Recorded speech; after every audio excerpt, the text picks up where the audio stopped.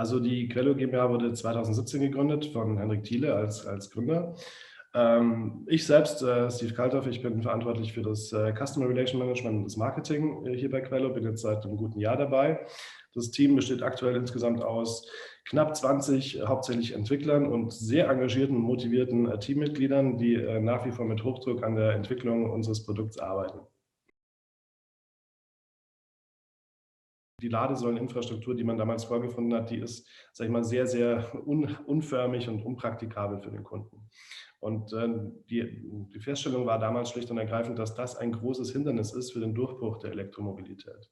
Also das bedeutet, die Vision von Quello ist immer, ja, die Verkehrswende oder die Mobilitätswende zu fördern und der Elektromobilität zum Durchbruch zu verhelfen. Und als wir gesehen haben, dass quasi allein schon die Ladeinfrastruktur hier ein ganz klares Hemmnis ist, war der Entschluss relativ naheliegend zu sagen, hey, das können wir besser, das machen wir. Und aus dem Grund haben wir komplett von Grund auf designt eine total kundenfokussierte, nutzerfreundliche Ladeinfrastruktur. Wir haben dabei festgestellt, dass das idealerweise eben Hand in Hand geht, wenn wir sowohl die Ladesäule selbst als auch die dahinterliegenden Produkte wie das Backend und auch die Software, also sprich die Mobile App entwickeln. Und so haben wir ein, denke ich, sehr schön durchdesigntes und in sich schlüssiges Gesamtnutzungskonzept ja, entwickelt. Und jetzt sind wir in der glücklichen Lage, das auch präsentieren zu dürfen. Also mit das Wichtigste, ich hatte es eingangs gesagt, ist natürlich immer die Benutzerfreundlichkeit, aber wie du auch schon richtig gesagt hast, unter Einbeziehung des Einsatzgebietes, nämlich innerstädtisch. Und das zu kombinieren, haben wir verschiedene Designelemente oder verschiedene Aspekte der Säule und auch des Nutzerverhaltens oder der App exakt darauf abgestimmt. Dazu zählt zum einen mal die Höhe der Säule. Die Säule ist außergewöhnlich hoch, hat auch Auffindbarkeitsgründe. Sie ist am oberen Ende mit einem Lichtsignal versehen, das eben auch das Auffinden erleichtert. Es befindet sich eben auch darunter ein Statuslicht, das den Zustand der Säule anzeigt. Das hat zwei Beweggründe, schlicht und ergreifend. Man soll offensiv sozusagen sehen, dass Ladeinfrastruktur vorhanden ist und man soll sie eben auch leicht auffinden können und auch gleich wissen, lohnt es sich, sie anzufahren. Das ist zum einen natürlich sehr benutzerfreundlich, zum anderen berücksichtigt das auch den Aspekt, den städteplanerischen Aspekt des Suchverkehrs.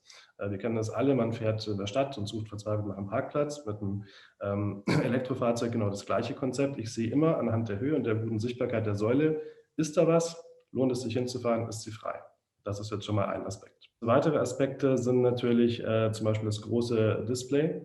Wir haben ein außergewöhnlich großes Display, das auch mehrere Funktionalitäten hat. Auch da haben wir uns auf die Benutzerfreundlichkeit fokussiert. Das heißt, es gibt eine sehr starke symbolbasierte, piktogrammbasierte Benutzerführung mit großen Animationen auch drauf, damit der Kunde auch sehr leicht sieht, was muss ich gerade tun, was wird von mir erwartet und dann auch durch den Prozess des Ladens geführt wird.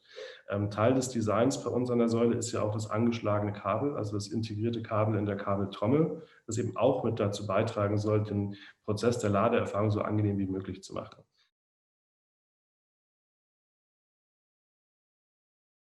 Ja, das ist eben genau unser Ansatz. Also wir sind für den urbanen Raum entwickelt. Das merkt man auch an dem Säulendesign, sehr schön aus pulverbeschichtettem Metall in Rahlgrau.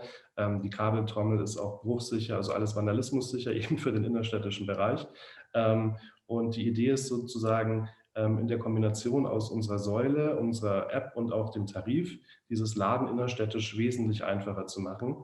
Der Tarif spielt aber tatsächlich eine Rolle, ist tatsächlich so eine Art Design-Element in dem Sinne, was den Prozess angeht, weil wir nämlich anders als viele andere auch einen zeitbasierten Tarif haben.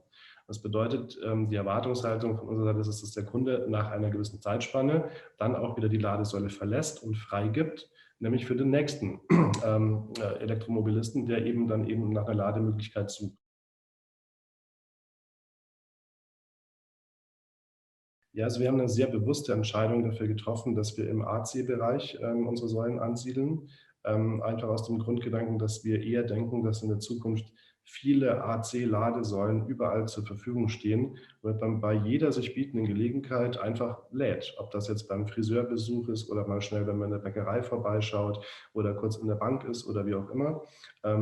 Durch eben diese Vielzahl an verfügbaren Säulen im AC-Bereich ist unsere Vorstellung, dass es dadurch eben möglich ist, das Auto ständig auf einem gewissen Ladestand zu halten. Und das übrigens auch natürlich schonend für den Akku, für die Batterie, denn wir wissen alle, dass AC-Laden die Batterie nicht so strapaziert wie DC-Laden. Insofern ist das natürlich auch ein bisschen ein Beitrag von uns zur Nachhaltigkeit, weil es die Lebenszeit der Akkumulatoren der Automobile verlängert.